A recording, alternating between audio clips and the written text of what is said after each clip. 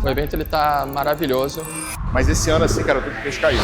Uma ideia visionária. Reunir pessoas de tecnologia e negócios no mesmo lugar. Parecia loucura, mas a gente sempre fez diferente. E a próxima meta ficou ainda mais ousada.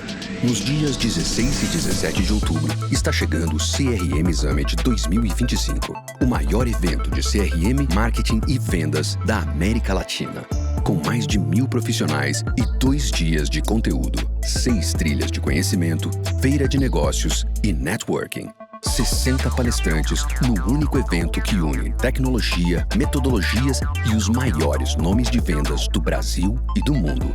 A pedido do público pelo 3º ano consecutivo, Aaron Ross, autor da Bíblia de Vendas Receita Previsível.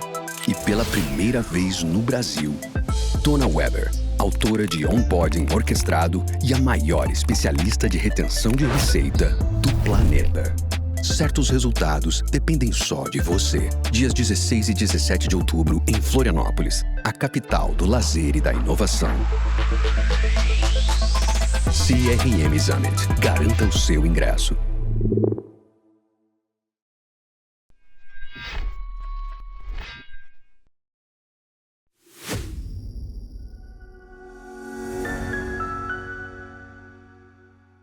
Fala pessoal, eu sou o Gustavo Pagotto, fundador da Pipe Lovers e embaixador do Zorro CRM, e esse é mais um episódio do Vamos de Vendas. Esse é um podcast dedicado para você que quer elevar a sua operação de vendas para um outro patamar. Por isso a gente traz aqui todas as semanas um novo especialista para compartilhar com você a experiência deles ao longo da carreira para te ajudar a vender cada vez mais. Toda semana um novo episódio nas principais plataformas de podcast. Então não deixa de favoritar ou acionar o sininho aí para toda vez que sair um novo episódio, você ser a primeira pessoa a receber esse conteúdo. Não deixa também de seguir a gente nas redes sociais, @Vamos de Vendas Podcast, @Zorro Brasil e me segue lá também, @Gupagotto. Beleza? Vamos para o nosso episódio de hoje. Hoje vamos falar de relações públicas, né? Vamos falar aqui de reputação que vende, o papel do PR na construção de autoridade para a área comercial. Vamos falar aqui de como esse elemento, que normalmente está dentro das áreas de marketing, é importante para gerar receita para a companhia. E o nosso convidado de hoje aqui, Rodrigo Lócio, empreendedor, jornalista, mais de 15 anos de experiência aí dentro desse ambiente de relações públicas, fundador, CEO da Dialeto, aqui de Florianópolis. Lócio, prazer estar contigo aqui, cara. Obrigado por nos visitar e participar desse episódio com a gente, cara. Show de bola, cara. Obrigado pelo convite. É um prazer estar aqui contigo, estar com o pessoal da Zorro. Sempre é um prazer estar conectado nesse ambiente de vendas, tecnologia, que é uma área que a gente acaba atuando já nesses últimos quase 20 anos aí. Legal. E, cara, a gente estava conversando antes de começar aqui o podcast, né? A gente estava lembrando de alguns eventos aí de, cara, literalmente quase 2 décadas atrás. E muita transformação, né? Esse mercado de relações públicas, né? Vocês surgiram aí 15 anos atrás. Eu queria que, para a gente começar a contextualizar para a nossa audiência aqui, cara, conta um pouco de como a área de relações públicas evoluiu nesses últimos 15, 20 anos e qual que é o cenário que a gente vive hoje para dar um pouco de pano de fundo dessa nossa conversa. Bem legal. Bom, acho que se pegar os 20 anos aí que a gente já tem atuação, esses 20 anos coincidem também com uma transformação muito grande desse mercado, pela própria transformação que as mídias foram sofrendo por conta, sobretudo, na internet, da conexão, né, de informações, das informações em tempo real. Vamos pensar que há 20 anos atrás a gente tinha pouquíssimas redes sociais, a gente tinha pouca fonte de informação, e a fonte de informação principal da população, das pessoas, ou trazendo para uma estratégia mais B2B para os decisores, eram exatamente os veículos de comunicação, os veículos de imprensa, e a RP tinha já uma importância super estratégica naquele momento, mas trabalhando com uma estratégia muito focada nos veículos tradicionais, os veículos que influenciam até hoje, né? Tem marcas que são marcas centenárias, né, na área de comunicação, seguem influenciando os principais decisores, ajudam muito na construção de reputação. Só que a grande diferença que a gente tem nesses 20 anos são as novas mídias, são como que as pessoas passaram a se informar e passaram a trazer, né, o contexto de reputar marcas, a presença dela em diferentes plataformas, né? E as redes sociais, as mídias, né, ganharam bastante espaço, ainda no espaço editorial, né, jornalístico, onde que a gente busca posicionar clientes, a gente tem uma difusão de muitos novos veículos também. Tu tem alguns veículos perdendo importância, mas tu tem novos veículos surgindo, principalmente, né, e a gente na Dialeto, a gente sempre focou na área de tecnologia, de inovação. Os nossos clientes são todas empresas de tecnologia B2B ou atores de ecossistema de inovação. A gente tem uma verticalização de várias mídias novas, né? Então, se tu é uma tecnologia para a área da saúde, tem veículos nichados, segmentados. Então, a segmentação, né, de veículos também foi uma tônica nova, além das próprias redes, como eu já disse, né? Então, foi uma transformação, tem sido uma transformação muito grande. E a gente tem a vantagem, né, de estar num ambiente como um ambiente de tecnologia, de inovação, em que isso é mais acelerado do que, às vezes, outros setores mais tradicionais, vamos dizer assim, né? Sim. É bem impressionante, né, como surgiram mais canais, né, a mídia tradicional ainda tem aquele peso muito relevante, todo mundo fala: "Pô", aquela famosa frase: "Mãe, tô na Globo", né. Mas na prática, se você tiver numa newsletter pontual, específica, que é do nicho, vamos pegar aqui saúde, como você falou, talvez você vai se comunicar ali com donos de hospitais, empresas de plano de saúde, que de fato seja o nicho que você efetivamente quer vender. Então, construir reputação para quem, né? Exato. Acho que essa é uma parte do trabalho que vocês vêm desenvolvendo e definitivamente quando você estava falando que eu fiquei pensando, acho que ficou mais complexo o seu trabalho, né, Bem cara? mais. Porque antes eram poucos veículos, a mensagem impactava muito mais gente. Hoje em dia, né, falamos de Globo, talvez as pessoas nem saibam o nome da novela das 9 que tá, ou das 8, das 9, já nem sei mais qual horário que passa essa novela. Sim. O negócio ficou bem mais complicado, né? Tu tem, acho que tem oportunidades. A gente tinha menos veículos antes, né, com o digital, e a gente olha, por exemplo, para os creators, né, quem está produzindo o conteúdo. Todas essas pessoas são pessoas que tu pode impactar com uma estratégia de RP, levando conteúdo de qualidade, né? Seja quem está produzindo conteúdos para sua audiência, e tu pode se conectar. Então, por exemplo, Gustavo Pagotto tem sua audiência falando sobre vendas, contexto. Tu é um meio de comunicação, Sim. né? Então, teus posts no LinkedIn, tu estar aqui como host, né, no podcast da Zorro, também faz parte da influência que tu foi construindo Uhum. e que ela pode ser acessada por meio de uma estratégia de relações públicas, onde tu se aproxima, cria parcerias e assim por diante. Então, RP, ele, ao mesmo tempo que ele teve uma mudança significativa, também abriu muitas oportunidades, né, de trabalho para quem está conectado um pouco com essas mudanças, e eu acho que acredito que tem um cenário de oportunidades até maior do que a gente tinha quando eu comecei a empreender, que daí aquela mesma escassez, né, de veículos para a gente emplacar uma matéria tornava muito mais difícil emplacar uma matéria. Hoje em dia, a gente tem muitos tiers diferentes de veículos que podem ser alcançados ou de canais que podem ser alcançados. Newsletters, podcasts, né, as próprias redes e assim por diante. E tu pode alcançar essas pessoas que estão produzindo conteúdo, sugerindo, propondo parcerias, se aproximando dessas pessoas estratégicas, né? Essa é a dificuldade, né? No mundo que a gente vive hoje, que é a economia da atenção, relações públicas tem um papel fundamental de você conseguir não só capturar a atenção, mas estar em canais que são relevantes, que têm autoridade e que vão emprestar essa autoridade também para sua marca, né? Mas você falou a frase, né? Vai emplacar uma matéria ali, né? Muitas vezes quando a gente fala outros empreendedores, com o pessoal de venda sobre relações públicas, podia soltar um PRzinho ali, né? Vamos ver se a gente consegue sair numa matéria sobre isso, né? E é muito mais amplo, né? Assim, é toda uma estratégia por trás de comunicar o impacto de uma marca, de um produto, de um executivo. Queria que você contasse um pouco quais são as frentes de atuação, né, que uma assessoria de relações públicas, né, ou que uma estratégia de relações públicas ela envolve, e quais são os indicadores de negócio que podem ser monitorados ou que podem ser impactados direto ou indiretamente pelas ações de RP. Bem legal. A gente ainda tem muita gente que faz RP ser sinônimo de assessoria de imprensa, que é esse trabalho de emplacar nos veículos de imprensa. Ainda é a área mais relevante, onde que as empresas mais procuram, né, um trabalho estratégico de relações públicas está associado a isso, mas RP de fato vai muito além do que isso.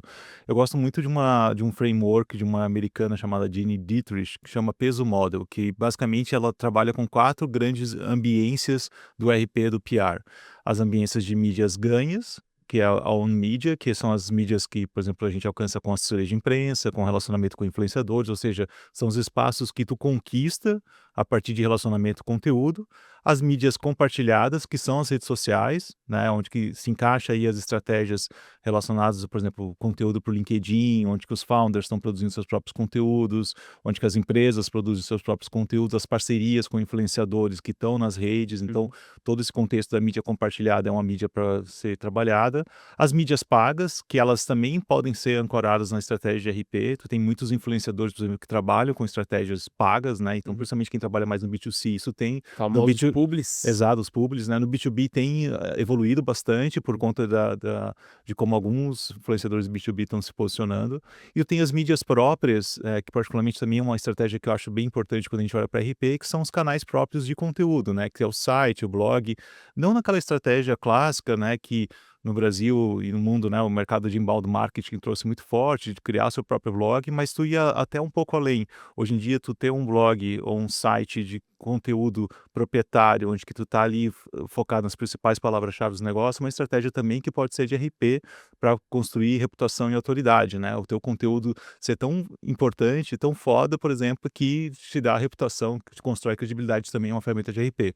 Então, as 4 ambiências mostram que tem muitas possibilidades para se trabalhar com RP, que basicamente toda a gestão da reputação, pega um contexto, por exemplo, gestão de crise, também é um contexto de que RP, e hoje as crises, né, estão muito mais acentuadas quando a gente vai para as redes sociais e assim por diante. Então, um profissional de RP hoje, ele tem muitas ferramentas, estratégias que vão, de fato, muito além da assessoria de imprensa.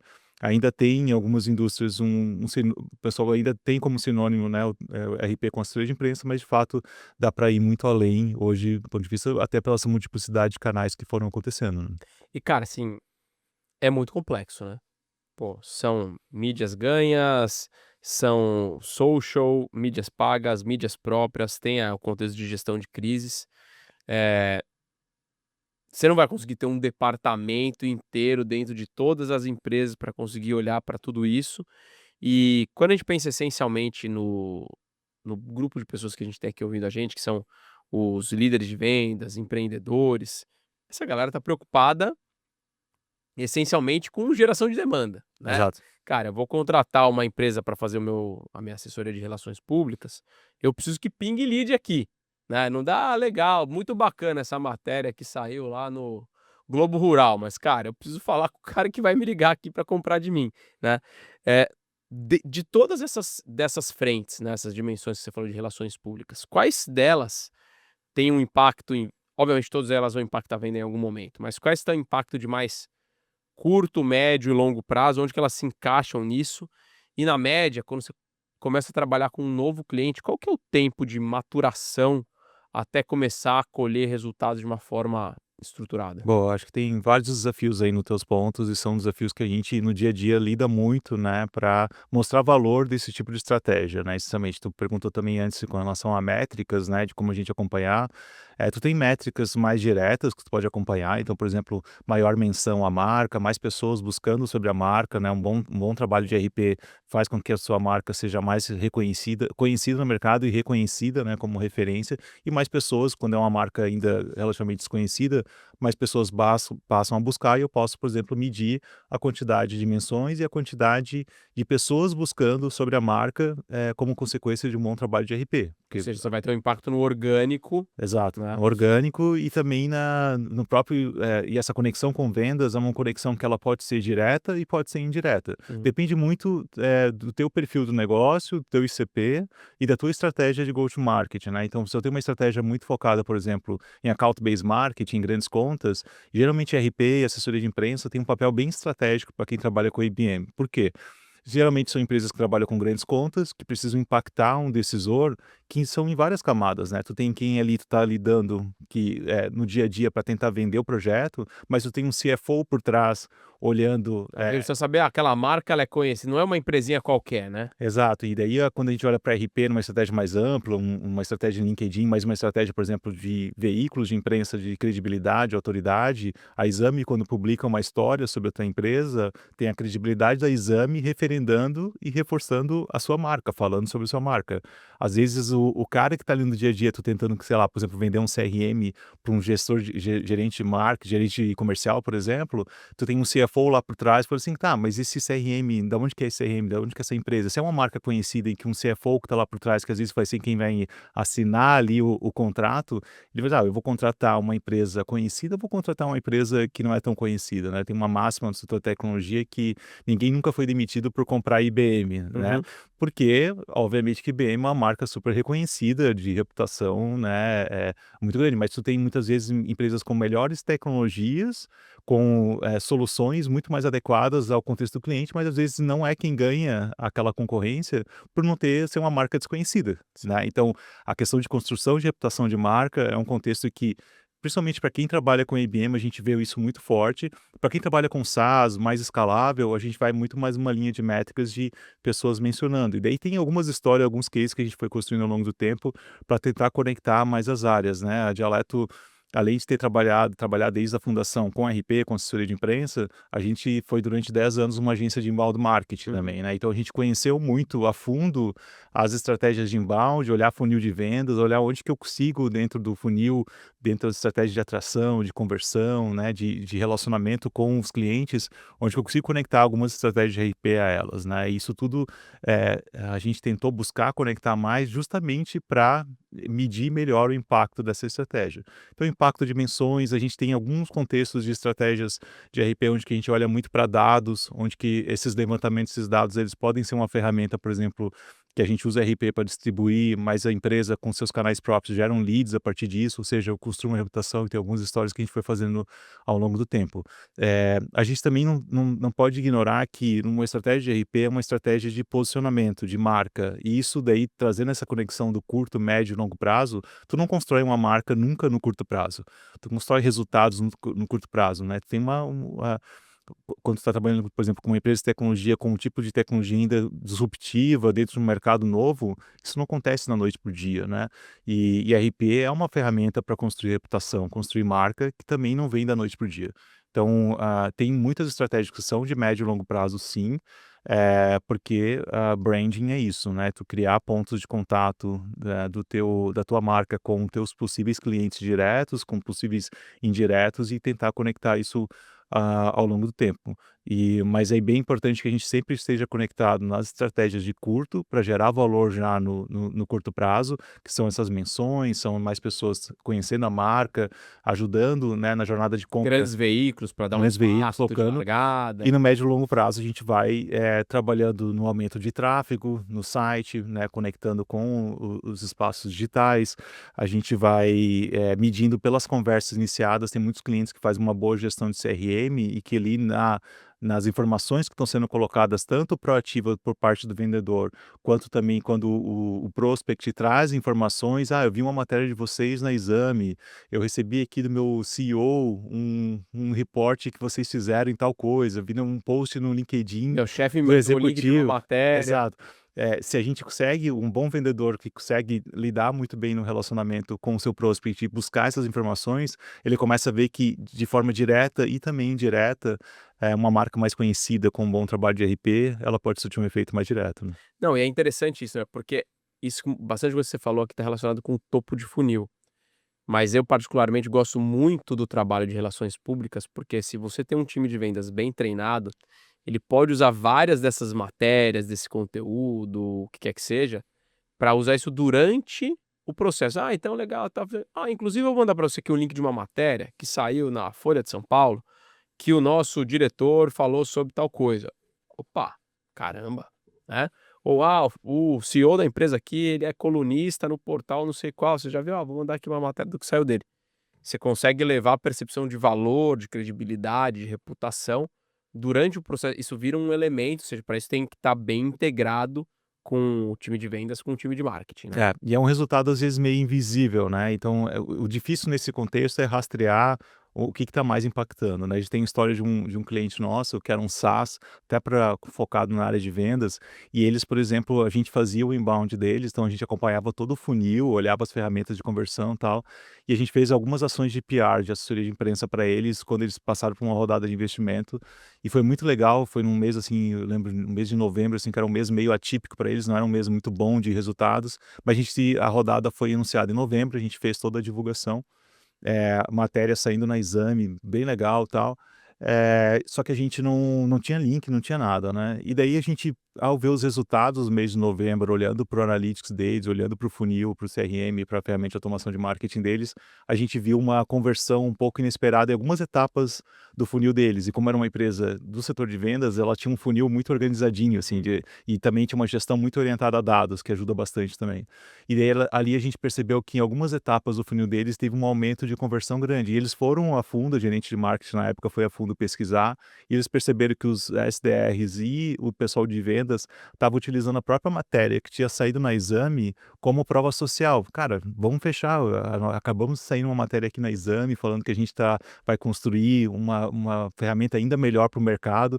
Foram tudo argumentos de vendas que os próprios vendedores utilizaram de uma forma direta e que melhorou em alguns pontos percentuais ali um aumento de conversão naquele mês. E daí, quando viu que era uma coisa muito atípica em relação ao contexto, eles foram investigar, tinha uma relação direta. Isso com um exemplo, com uma matéria emplacada. Quando a gente olha para toda a estratégia, dá para fazer muito mais conectores, tanto de forma proativa, como for o caso daqueles vendedores que utilizaram isso de alguma forma, mas naquele processo de, como tu falou, de algum C-level tá ali lidando, manda informação, manda matéria, a gente tem algumas coisas que não são traqueáveis, mas que ajudam muito nesse contexto de reputação. E a gente está num momento bastante sui generis, que a gente tem desafios com estratégias mais amplas, né, no mercado de mídia de performance, várias coisas em que reforçar a marca, posicionamento de marca tem sido um tema cada vez mais fortes, né? Sem contar com todos os movimentos que a gente tem agora com a inteligência artificial, com a busca por IA, onde que as marcas que vão mais aparecerem, né, nas ferramentas de busca por IA são marcas que são reconhecidas também, e que a fonte não é só mais o teu próprio site, o teu próprio blog, são fontes além disso, né? Cara, isso é tudo uma coisa que se conecta. Eu trabalhei muitos anos no LinkedIn e uma das estratégias de potencializar relações públicas com a força de vendas e o LinkedIn era pegando essas matérias que saíam na imprensa e, ao invés de compartilhar apenas no perfil da empresa, era levar isso para todos os colaboradores e para os times de vendas e eles compartilhando nos seus próprios perfis, né? Conta básica aí para quem está em casa ouvindo a gente, só você pegar na média quantos conexões, seguidores os seus colaboradores têm, vai ter ali 1.000, 2, 3.000, e olha quantos seguidores você tem na sua própria página da empresa, né? Se todo mundo estiver compartilhando esse conteúdo, ou uma boa parcela, certamente você vai ter um tipo de impacto muito maior e numa comunicação individual, né? Porque, ou seja, é um indivíduo compartilhando, fazendo multiplicar a autoridade que você ganhou de um veículo de imprensa, né? Então tem um trabalho bem relevante aqui entre vendas e a estratégia de PR. Agora, você até tocou já um pouco nessa questão de mídia paga. Durante a última década, principalmente, foi o momento onde marketing de performance foi o rei da jogada, né? Assim, tudo bota grana, vamos ver qual foi o ROI, qual foi o ROAS dessa campanha. Muitas plataformas surgindo, né? E todos ou a maior parte dos investimentos de marketing acabaram indo para lá porque era tudo mais traqueável, né? E o Google se deu muito bem nessa história porque o last click, né, o último clique, normalmente você ouviu em 1 milhão de lugares, né? Você ouviu falar do Zoho CRM aqui no podcast, você viu na minha newsletter, você viu no meu LinkedIn. Aí a hora que você quer procurar o Zoho, o que você faz? Você vai lá no Google, Zoho CRM, você clica lá no link, normalmente no link pago, né? E aí o Google ganha todo o mérito. Pô, caramba, o Google Ads lá, ele converte pra caramba. Agora, nos últimos anos, voltou essa conversa sobre branding, reputação, o impacto de ter marcas fortes, né? Porque, óbvio, se você investiu muitos anos, décadas em branding, aí você faz performance, show de bola. Pô, você não tem nada de marca, você vai investir só em performance, é um pouco mais complicado. Queria que você falasse um pouco como que essas iniciativas estão coexistindo, como que potencializar as duas coisas. Eu acho que é importante primeiro sempre dizer que elas precisam coexistir, né, que não Uhum. tem bala de prata quando a gente olha para uma estratégia de marketing, de vendas, e quando a gente olha para performance, né. Essa discussão existia muito, agora tem uma discussão mais de brand, mas antes era a questão da mídia orgânica e a mídia paga, né, da importância de fazer uma ou outra, de pessoas que estavam só ancoradas em orgânico não faziam pago, ou pessoas que estavam só dependentes da mídia paga e que representava custos no curto prazo grande, mas que no longo prazo, médio e longo prazo, sem o orgânico não funcionava. E eu acho que branding entra um pouco também nessa história do orgânico do médio e longo prazo, né. Eu sempre acredito que o branding às vezes prepara um pouco o terreno, né, enquanto que a mídia paga colhe já o resultado no curto prazo, né, E então fica com os méritos, fica né. com os méritos, mas assim, mas as campanhas que performam melhor são campanhas de marcas mais conhecidas, né, então, vamos pensar um exemplo B2C, mas claramente a gente pode trazer para o B2B. Quando eu quero comprar um produto, um e-commerce, eu vou comprar de um produto, um e-commerce meio que desconhecido e que eu fui impactado com mídia paga, mas eu não conheço muito aquele e-commerce, tu fica um pouco mais desconfiado, enquanto Faz você tem golpe, né. quando você tem uma marca, né, reconhecida já, largamente pelo público por uma construção de reputação de médio e longo prazo, tu compra mais, com menos, prevenção, né, em relação a isso. Então, no B2B é a mesma coisa, é o exemplo ali da IBM que eu falei, né, entre a decisão de compra de um produto de uma empresa ainda desconhecida e alguém, mesmo fazendo uma boa campanha de mídia performance, uma empresa mais conhecida, ainda mais uma venda complexa, que no geral é no B2B, ainda na mídia de performance, muitas vezes tu tem ali olhar para uma geração de lead, para converter algum material, assim por diante, mas é a reputação, a construção de marca que tu faz no médio e longo prazo que vai te trazer, mais resultado e por envolver também no B2B muito mais stakeholders, tu tem que trabalhar numa visão mais ampla. Tu consegue trabalhar, sem impactar com mídia paga alguns decisores, né, mas uma visão mais ampla tu tem que pensar no contexto. Então, esse olhar de que marcas mais conhecidas vão converter melhor, né, tem estudos que mostram que chegam a converter 4 vezes mais marcas mais conhecidas, como um estudo da Nielsen que mapeia muito isso, e com custo também menor, né, porque às vezes tu pode, com uma marca mais conhecida e reconhecida, tu pode investir uma mídia paga mais focada, sei lá, se tu tá entrando com um produto novo no mercado, algum contexto assim, tu consegue trabalhar uma mídia paga mais direcionada. Então, as estratégias têm que coexistir, elas têm que ser pensadas juntas, mas eu acho que os cases que a gente acaba vendo são as empresas que conseguem concatenar isso super bem também, né. Legal.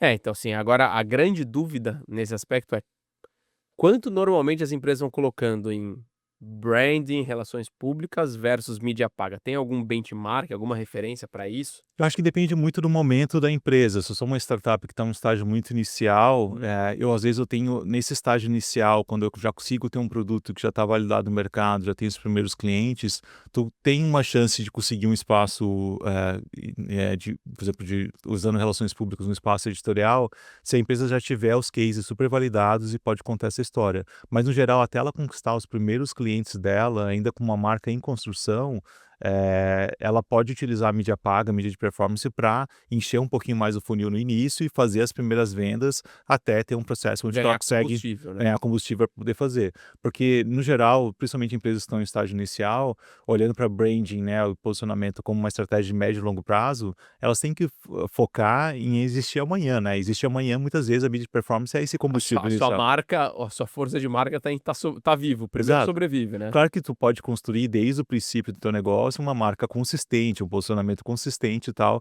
mas que ele vai ganhar com estratégia de comunicação mais visibilidade no médio e longo prazo, né. Então no curto prazo é importante tu compor uma estratégia que priorize mídia paga no início, porque às vezes tu não vai conseguir ainda mídia orgânica e tal, vai ser um pouco com mais tempo ou com mais números e informações, né. A gente olha muito para isso quando tem startups que estão começando a usar, esse tipo de estratégia. Então, os melhores momentos para trabalhar num brand muito mais colocado é quando tu já provou todo o valor da tua solução, tu já tem casos de sucesso serializados, não é só um cliente, já tem um volume de clientes, tu tem uma história, às vezes tu está passando por uma rodada de investimento, tem outros elementos que o ajudam a tornar a tua empresa muito mais atrativa para ser relevante, né, nas mídias, né. Legal, ou seja, então primeiro sobrevive, gasta dinheiro com ações de geração de demanda de performance de curto prazo, que pode ser um evento, uma campanha, um banner ou o que quer que seja, Força de venda mesmo, né? com força de Lista. vendas, com vendedores, com lista. A hora que você tiver consolidado e você estiver se preparando para uma escala, aí sim a sua força de marca, ela vai ser relevante, né. E dependendo também do mercado que tu tá, né? Se tu tá num mercado muito concorrido, tu fazer investimento em marca vai ser muito mais caro e vai ser um desafio ainda maior. Se tu tá no mercado onde que tu tem um grau de inovação muito grande do que tu tá se propondo, tá diferenciando muito grande, tu tem mais chance de trabalhar o branding já associado a um fator de inovação e isso despertar interesse antes, né? Então depende muito, se tu quer lançar um CRM em 2025, tu vai penar um pouquinho, né, do ponto de vista de investimento para colocar, mas se for lançar uma solução que o mercado ainda não está muito acostumado à forma de ser abordada, né, por esse mercado, a gente tem oportunidades pela inovação de despertar muito mais interesse, né. Por exemplo, aí dá até pra gente citar aqui um pouco do caso da própria Zorro, né, pô, a Zorro é uma empresa gigante globalmente, né, indiana, tem mais de 100 milhões de usuários, são mais de 60 soluções, tá entrando no mercado brasileiro, que é um mercado gigantesco, tem muita possibilidade, mas pouca gente conhecia a Zorro até 2, 3 anos atrás aqui no Brasil, né. Tem um trabalho de trazer essa marca, contar essa história, né. Exato. Pô, se for lá na Índia, todo mundo conhece a Zorro, né, se for para o Vale do Silício, nos Estados Unidos, as pessoas conhecem a Zorro. Aqui no Brasil, ainda não. Então você tem um trabalho forte de estratégia de go to market, de se posicionar e dizer aonde que eu estou competindo, né. Exato. Que tipo de CRM é esse? Pô, não, espera aí, esse é um CRM para médias e grandes empresas, um CRM robusto, CRM tem um monte de módulo, tem cases, essas são as empresas, essa é a robustez da tecnologia por trás, essas são as milhares de pessoas. Tem vários elementos da história que você vai construir, né, diferente que se fosse uma startup querendo criar um CRM do zero e falar: "Cara, putz, espera aí, eu Claro. preciso contar minhas moedinhas aqui para ver, quantos leads que eu consigo gerar de fato", né. E essa construção de história, tu fala, esse storytelling é um contexto bem importante que a gente usa muito em RP, né. A gente costuma na Geolight dividir, em 3 grandes pilares da estratégia de RP: o pilar de institucional, de mercado e de autoridade. No institucional, eu estou muito focado em criar brand awareness, né, dar visibilidade para a marca, mostrar a jornada do negócio, como que ele cresceu ao longo do tempo, qual que é o propósito dele, para onde que ele está indo, os números que ele já alcançou. Então, no pilar institucional, a gente está muito focado em mostrar o quanto que essa empresa é consistente, quem está por trás, investimento, quantos colaboradores tem, qual a estratégia de crescimento, está fazendo M&A, está recebendo rodadas, e assim por diante. Então, o pilar institucional é onde que a gente mostra a consistência da empresa, para dar aquela força quando, eu vou decidir por um negócio ou outro, eu quero construir com essa empresa que eu me identifique, inclusive, com os valores, né? E quando a gente pega, por exemplo, o contexto da Zorro, uma empresa, né, num país como a Índia, um país milenar, com todas as histórias que tem relacionado, dá para ver muita consistência na marca, do posicionamento da Zorro, usando esses valores como um ativo. E Piar RP utiliza isso, né? No pilar de mercado, que a gente utiliza na estratégia RP, a gente olha muito mais para o produto, mas a forma de contar a história de produto para conquistar a mídia, principalmente na parte de assessoria de imprensa, é contar histórias a partir dos clientes, né? Então, se eu estou focado em médias grandes empresas, como que a empresa X, uma empresa de grande porte, está utilizando essa solução e gerando valor? Então, a gente usa RP para tangibilizar, e principalmente quem trabalha com IBM, as histórias sobre a perspectiva dos cases, como que a tecnologia está impactando o mercado, impactando o negócio. No pilar de mercado, a gente usa muitas histórias. E, por fim, o pilar de autoridade, porque é sempre empresas, negócios, tecnologia são negócios de conhecimento, tem muito conhecimento embarcado, né? Então, as pessoas compram de quem elas confiam e de quem tem uma capacidade de não só falar sobre aquele assunto, mas, inclusive, ditar tendências, mostrar insights. Então, no pilar de autoridade, a gente usa muito a reputação dos porta-vozes para serem esse canal, sendo no veículo de imprensa, seja no LinkedIn e assim por diante. Então, quando eu olho para esses 3 pilares, eu tento fazer uma combinação dentre eles para que a solução, muitas vezes, e tem um erro que é muito comum em empresas de tecnologia, de achar que só a tecnologia resolve, né? Ou eu tenho só uma tecnologia boa resolve. Cara, a tecnologia cada vez mais é commodity. Quando a gente fala de IA agora, em que Sim. tu cria uma solução, um micro SaaS, Copie esse software. cria um micro SaaS em questão de horas hoje, literalmente, a diferença está na abordagem que tem no mercado, na consistência da tua empresa, né, da história que tu construiu, na autoridade que tu construiu e sim, dos cases, do portfólio de clientes, isso ser evidenciado na estratégia de RP. Legal. Então, cara, assim, é uma construção, precisa ter história para contar, e precisa compilar essas histórias para conseguir traduzir para o mercado. Agora, cara, nesses últimos 15 anos você deve ter atendido algumas dezenas ou centenas de empresas, E eu queria que você falasse quais foram os maiores casos de sucesso que você teve de construções de estratégia de relações públicas para o mundo B2B, partindo do zero, assim. O que você teve, o que você vê de elementos desses casos aí que eh, dá para ser replicado? Vai, tem que ser, tá meio que tá no checklist aí do que vai ser Legal. executado. Bom, acho que do ponto de vista de estratégia eu falei um pouco ali do planejamento, mas até trazendo um pouco mais para o contexto, né, de como reputação, pegando o tema do episódio hoje, né, de como reputação gera vendas também, eu acho de uma forma muito direta. Eu gosto muito de um case que a gente desenvolveu para uma HR Tech chamada Pulses, que foi vendida em 2023 para a Gup, né, uma das maiores consolidadoras hoje de empresas. E a Pulses a gente foi para uma estratégia, era uma startup ainda em estágio muito inicial, um pouquinho pré-pandemia, quando a gente começou a atender e a gente começou a ganhar força e tração na pandemia, eles também no mercado começaram a ganhar mais força.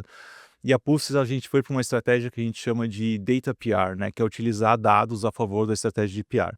Dados em todos os ambientes aqui, né? Então, o que eram os dados, né? A Pulses fazia uma plataforma de engajamento de colaboradores, onde que, por meio de pulsos, né, mandado para o colaborador, colaboradores mostravam um pouco o sentimento dela em relação, por exemplo, à sua liderança, em relação ao tempo de pandemia, entre trabalho híbrido, remoto, presencial. Então, eram pesquisas que eram feitas com colaboradores, aquelas pesquisas eles chamavam de instrumentos, então eles já tinham grandes contas que eram clientes deles, empresas de grande porte, então algumas pesquisas, alguns instrumentos eram respondidos por mais de 1.000, 10, às vezes alguns instrumentos até por 100.000 pessoas, colaboradores das empresas que eram clientes deles.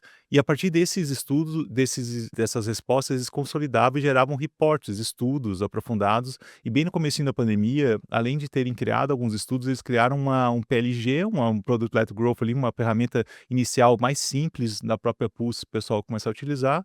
Em qualquer líder que estava ali remotamente liderando seus times, ele podia mandar esse PLG para que os seus colaboradores respondessem ali alguns pulsos e gerava ali alguns resultados. E eles chamaram isso de uma campanha chamada Termômetro da Crise, onde que eles acompanhavam um pouco aqueles momentos iniciais da pandemia, e a gente usou PR para pegar os insights dos estudos que as empresas colocavam e divulgavam. Então, saía aquelas pesquisas tipo 70% das pessoas estão insatisfeitas com o trabalho presencial, ou pegava pesquisa e fazia tipo 80% dos líderes não estão preparados para o contexto da pandemia. Então, a gente começou a usar PR para divulgar esses estudos. A imprensa gosta muito desses números, né? Ela precisa de um elemento, de uma base Base. estatística estatística ali para É, gerar E conteúdo. pensa que em 2 meses de pandemia a gente já tinha estudos super, assim, com muitos respondentes, que era uma coisa que era difícil de ter em tempo real, algumas coisas como a Pulse conseguia ter.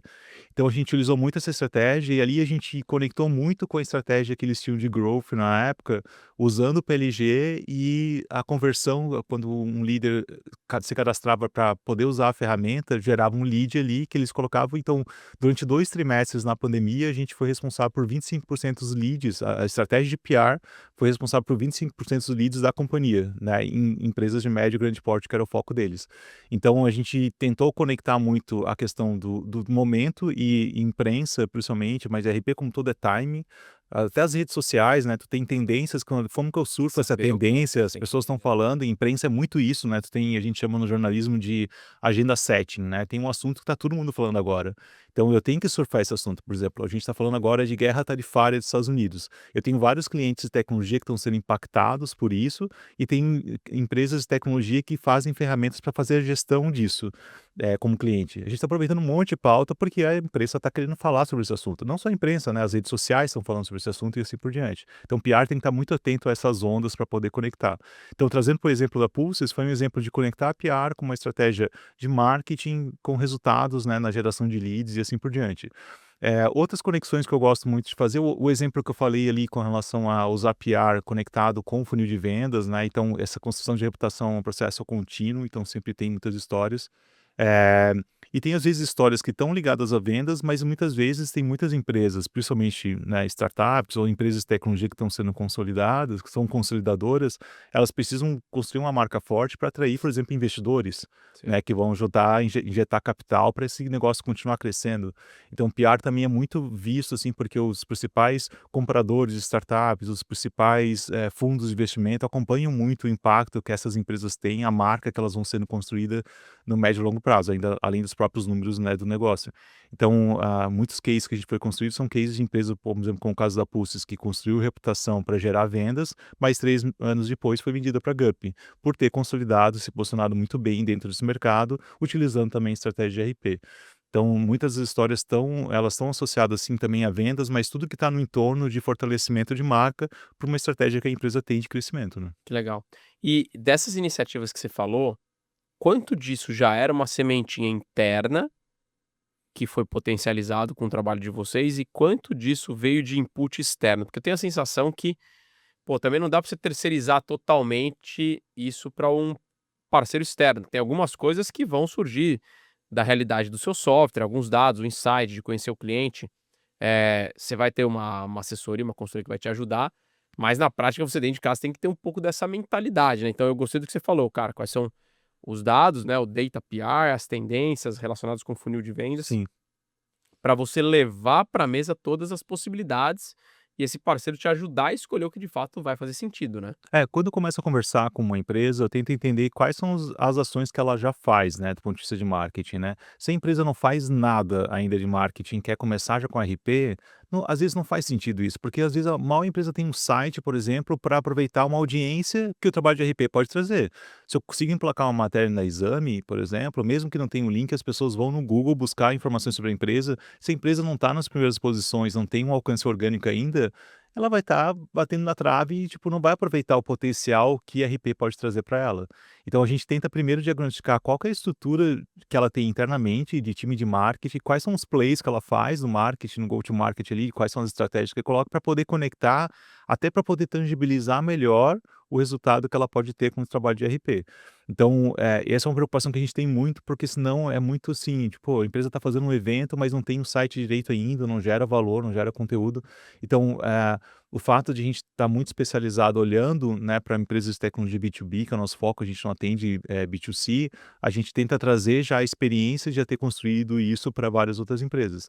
Então, eu sempre digo que não tem bala de prata, né? É importante que as coisas estejam conectadas, porque se não estiverem conectadas, o potencial de retorno ele vai ser muito menor, né? Se não tiver um objetivo claro lá no início, a empresa está construindo reputação para mercado, está construindo reputação porque eu preciso preparar a empresa para a próxima rodada de investimento, ou a empresa precisa trabalhar a marca empregadora, né? A atração de talentos. Tem empresas que tão importante quanto conquistar clientes é conquistar os melhores talentos para ela. Então, tipo, RP também funciona muito para marca empregadora, né? Para fortalecer posicionamento, as pessoas querem trabalhar naquela empresa e assim por diante.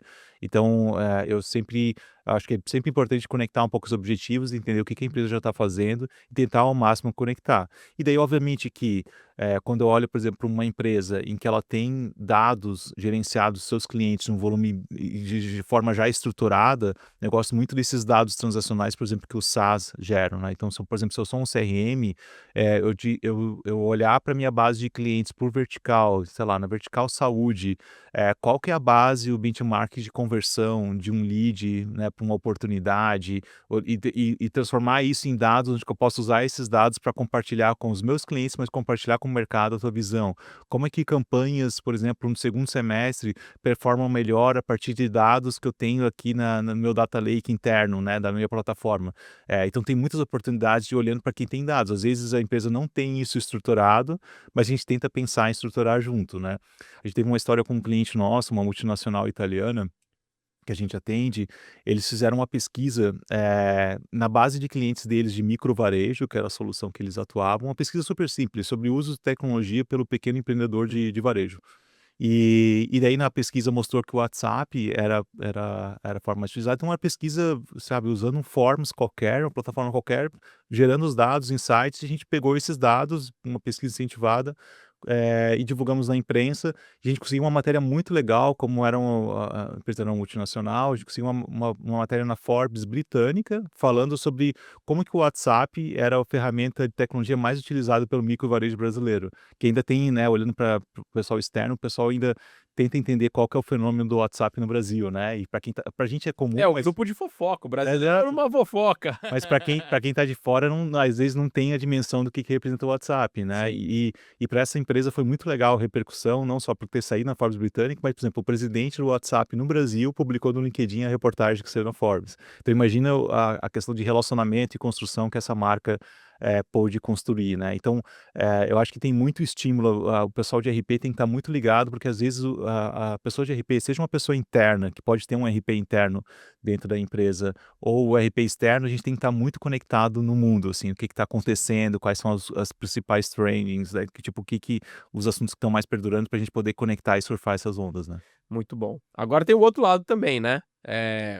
Quando essas histórias dão errado, né? E muitas vezes, né, você falou, pô, não tem bala de prata, muitas vezes você tem um projeto, uma iniciativa, uma estratégia, mas fica longe dos objetivos, né? Acho que uma das principais, eu particularmente vejo alguns casos de relações públicas que são fracassados quando não tem, não é genuíno por parte da empresa. A empresa tá tentando vender uma história, uma comunicação que não é ela de fato.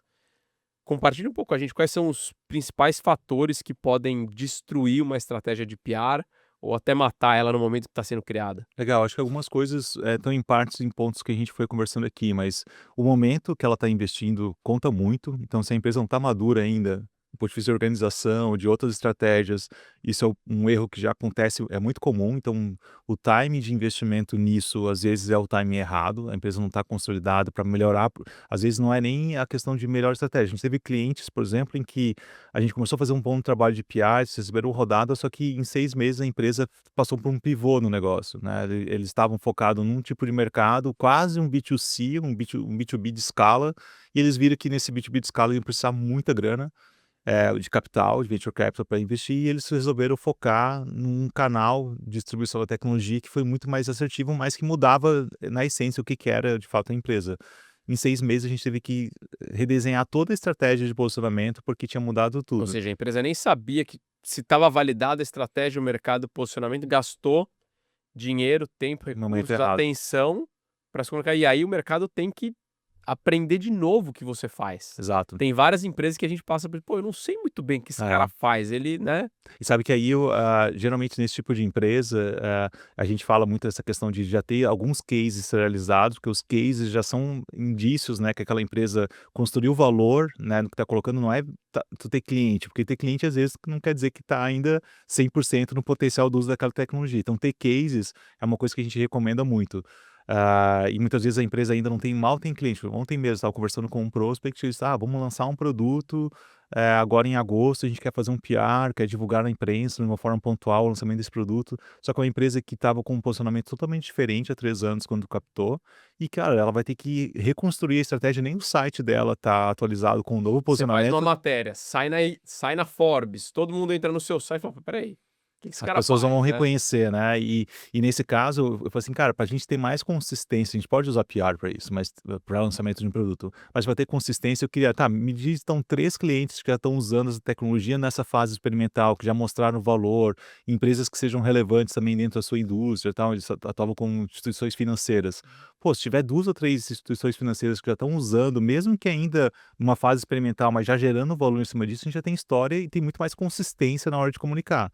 Por que a gente faz isso? Porque a gente quer dar mais consistência à estratégia, senão vai virar só um material ali, um press release que a gente vai divulgar e o resultado vai ser mínimo, ou vai ser focado em alguns canais que não tão E relevantes. até para você que tá dando essa assessoria, é ruim, né, fazer um negócio, pô, vou te fazer Claro. aqui, vou te dar uma andorinha, não faz verão, né? Fala, É. beleza, posso fazer o PRzinho aqui? E a gente Pô. vende às vezes um sonho, né? A gente vende um sonho, a pessoa quer estar na capa da Exame, né? Quer estar no Jornal Nacional, né? A gente vende um sonho, mas a gente tem que vender com bastante responsabilidade, entendendo que sim, a história que tu tem é uma história que pode estar na capa da Exame ou pode estar no portal da Exame, mas essa Que história... história os leitores da Exame querem ver na capa da Exato, Exame, né? né? E quais são os elementos? A gente sabe o que os jornalistas estão buscando de história, de informações, então a gente tenta reunir o máximo de informações possíveis que vão dar muito mais chance dessa empresa ser relevante. Acho que outro contexto, assim, que PR, não só no contexto, assim, que deu errado, mas onde que o PR é mais necessário é no contexto de gestão de crise também, né? A reputação de uma marca, ela é construída ao longo de anos, mas ela pode acabar num post no LinkedIn feito por um CEO, o próprio CEO da própria empresa pode gerar crise, né? Ao se posicionar Ou de uma no forma... show do Coldplay, né? Show do Coldplay. Então, a astronomer da empresa do CEO do show do Coldplay lá, ela teve que fazer toda uma gestão de crise, e se ela não tem uma marca que foi construída ao longo do tempo, com reputação, e isso leva tempo para fazer, é outro contexto. Eu acho que talvez o último exemplo assim, de erro é esperar o resultado no curto prazo, né? Infelizmente, como uma estratégia de branding, ela pode ter um resultado no primeiro, segundo mês de trabalho, uma matéria legal sendo emplacada ali, mas ela não pode ser só um susto, né? Só um soluço ali, né? A gente tem que pensar de forma consistente de médio e longo prazo. Então, a empresa não pode ficar só a cada 4, 5 meses divulgando uma coisa. Ela tem que estar pensando constantemente naqueles pilares que a gente falou, institucional, mercado e autoridade. Eu tenho que estar constantemente pensando em assuntos para eu manter viva o posicionamento da empresa, as pautas, os assuntos que possam gerar mais resultados. Então a gente olha muito para isso, assim, não olhar só o curto prazo. Geralmente onde que tem mais erro é em cima disso, comunicar por soluço, assim, né, de vez em quando só. Coisas pontuais nunca vão dar consistência pro seu cliente, para sua audiência, para as múltiplas pessoas que você está impactando. Falando em consistência e em podcast, né? Esse podcast, o Vamos de Vendas, é um podcast do Zorro CRM, que foi eleito pela Forbes por 3 anos consecutivos, em 2025, inclusive, como melhor CRM do mundo. Pelo Instituto Gartner, foi escolhido como o CRM mais visionário do mundo, e a Nucleus Research como a melhor tecnologia de CRM do mundo. Ou seja, se você está buscando uma plataforma de CRM para grandes operações estruturadas de vendas, que precisam de uma nova plataforma, mas você não quer investir rios de dinheiro nisso, fica a minha sugestão aqui. Entra lá em zorro.com/CRM para você poder conversar com o time comercial da Zorro. Inclusive, esse jabá que foi um show de elementos de PR com um discurso de vendas. Fala aí, Lócio, tá Exato. bem encaminhado, Tá né? bem encaminhado. Esses elementos, por exemplo, de reconhecimento de mercado, de pesquisas, também são estratégias que PR aproveita muito ou até incentiva, né? Tem muitas empresas que, para elas construírem a reputação, elas precisam estar nesses rankings, precisam participar de premiações e tal. E o profissional de PR, ele busca também esses espaços para se ocupar. Entre as empresas que mais crescem, as empresas que são as melhores para se trabalhar. Então, participar desses rankings é uma estratégia de PR, porque faz com tu ter validadores, né, provas sociais que aquela empresa é uma empresa de referência, está construindo uma reputação de empresa e assim por diante. Então, são aspectos que a gente trabalha bastante. É uma empresa que está preocupada em continuar se posicionando dentro desse elemento, né? Então, aqui, né, no que estamos vivendo hoje, a gente está falando aqui, né, de autoridade digital, a gente está falando de produzir conteúdo de qualidade, estamos falando de aproveitar pesquisas que saíram de mercados de grandes institutos, e, obviamente, criar um novo canal de comunicação. Aqui são todas as plataformas de podcast. Tudo isso engloba, nada disso aqui não estamos cobrando nada por isso, Tá. né? É tudo um elemento de educação, de mercado, de posicionamento de uma marca que atende grandes empresas, né? E uma das coisas também que a gente olha muito quando a gente vai pensar numa estratégia de PR são os públicos que tu quer impactar, né? Uhum. Então, por exemplo, um podcast sobre vendas, né? Os profissionais de vendas, os gestores de vendas são profissionais que consomem muito esse tipo de plataforma, né? Então, tu não adianta querer fazer um jornal impresso para impactar vendedor, né? Então, parece óbvio que eu tô fazendo uma brincadeira, mas olhar para o teu público, para como que ele consome esse conteúdo, como que ele é impactado pelo conteúdo e adaptar a tua estratégia de RP, os canais que tu vai trabalhar, os canais que faz mais sentido. Então, não tem uma fórmula que tu vai trabalhar para cada mercado. Se eu sou uma empresa, por exemplo, que trabalha num mercado altamente regulado, né, onde que eu vendo uma tecnologia no mercado como, sei lá, o setor de energia, que é altamente regulado. Essas empresas, elas tratam muito sobre reputação, construção de marca. Então, a estratégia de RP funciona muito bem para mercados regulados, porque tu tem que fortalecer teu posicionamento como referência dentro dessa indústria. Tu tem que olhar para os movimentos regulatórios e mostrar como que tu está preparado para esses movimentos regulatórios, ser autoridade, falar sobre isso, como se adaptar ao novo momento da reforma tributária. Um software de tecnologia tributária. Eu tenho que estar falando para o mercado, seja o meu founder no LinkedIn falando, o founder da empresa falando, seja ocupando uma matéria na CNN Money falando sobre os impactos da reforma tributária no setor tal, que é o setor que a pessoa atua. Então, a gente olha muito para essas conexões, como que eu posso transformar e construir isso de alguma forma. Legal. Vamos lá, cara. Vamos para a nossa última pergunta aqui na nossa reta final, né? Você falou um pouco do fazer um jornal impresso para vendedores. Definitivamente eu acho que não ia dar certo, né? Hoje o mundo é totalmente conectado, digitalizado, né? incluindo aqui os veículos e as redes sociais, né? Então tem todo um trabalho de você usar os portais, usar as redes sociais, e uma das estratégias que tem crescido muito é a história do thought leadership, né? Ou seja, você usar os fundadores, os líderes, os diretores das companhias como influenciadores eh, corporativos nesse ambiente digital. Fala um pouco de quais são os riscos e as oportunidades de trabalhar como uma pessoa sendo a cara daquela organização. O que que tem por trás disso? Que casos de sucesso legais aí tem no mundo B2B? Eu acho que quando a gente olha para alguns segmentos, né, esse trabalho de thought leadership, né, de posicionamento, de construção de autoridade, seja pelo conhecimento, seja pela o papel em que aquele executivo tem na organização, é uma estratégia cada vez mais utilizada, uma estratégia que aproveita também até os próprios algoritmos do LinkedIn privilegiam muito, né, o conteúdo da pessoa física. É uma forma que as marcas têm para humanizar um pouco a comunicação, mostrar que tem uma liderança à frente, né? Eu sempre brinco que a gente não conversa com as empresas, a gente conversa com pessoas que estão na empresa, né? A relação é sempre direta entre pessoas, né?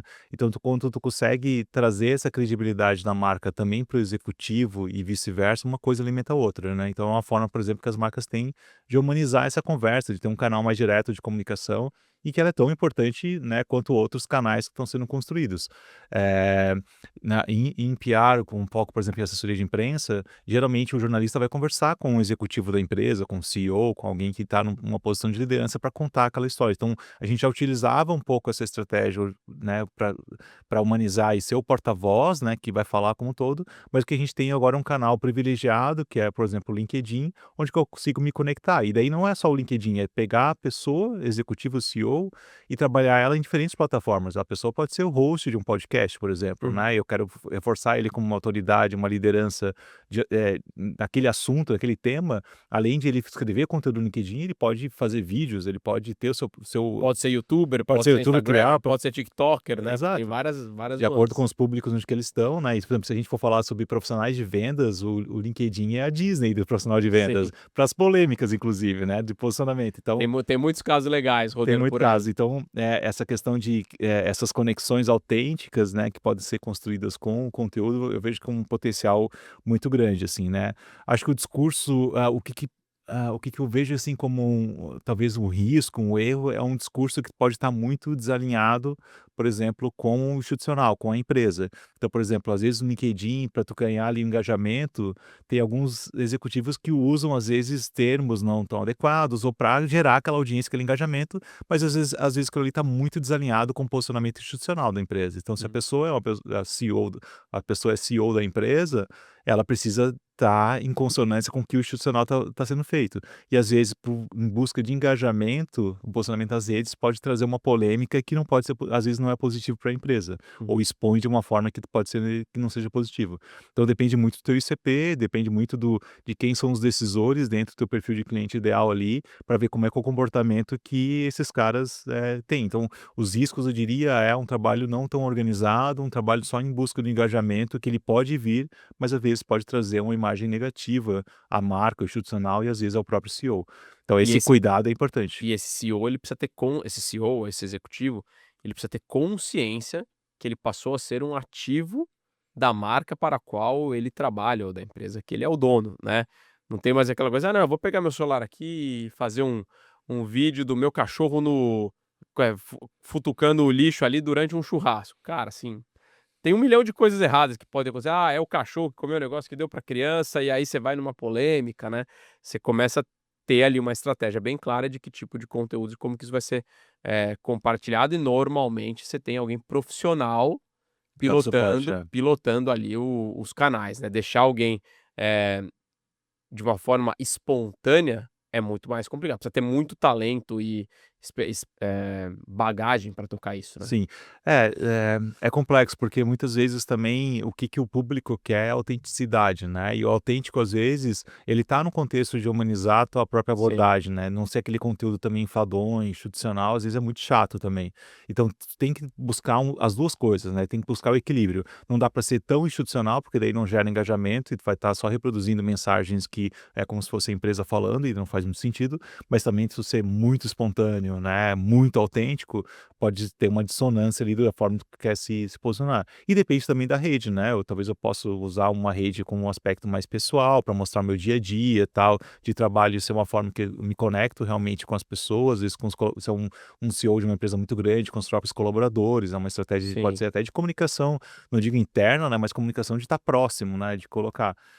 Mas esse equilíbrio das coisas é bem importante para que não tenha. E assim, tá preparado para a gestão de crise, né? Então, quais são os principais elementos que pode ter de gestão de crise?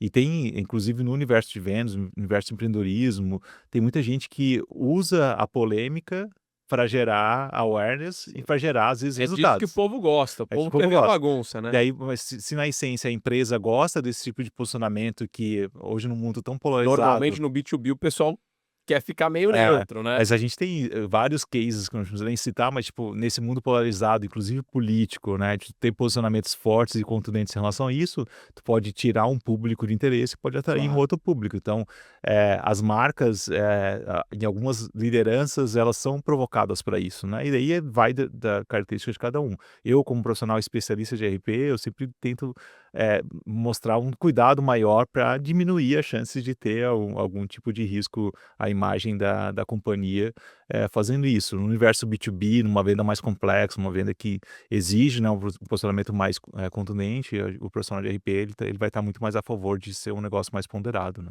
Legal, muito bom, cara. Estamos chegando no final aqui do nosso episódio.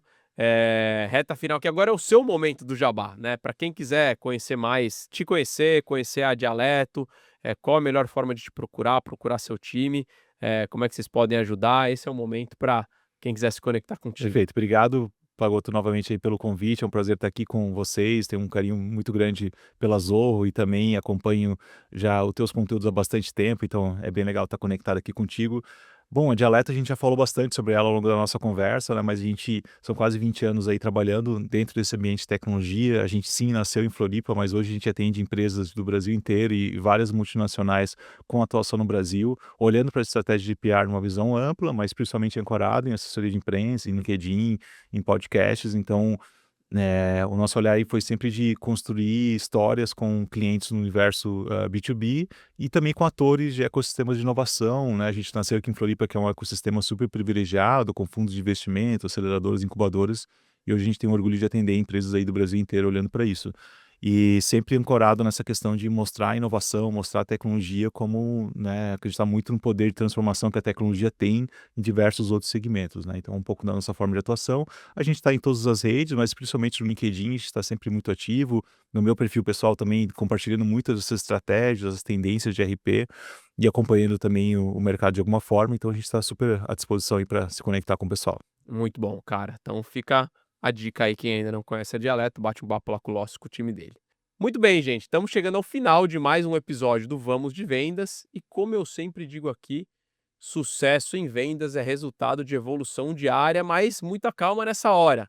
Esse é aquele momento onde você dá um print, tira uma foto e compartilha com seus amigos, com as demais pessoas de vendas da sua rede aí, que você está assistindo o nosso conteúdo. Não deixa de me marcar, @gupagotto, e marcar também @Vamos de Vendas Podcast, @Zorro Brasil. Combinado? Por hoje é só, nos vemos na semana que vem e vamos de vendas.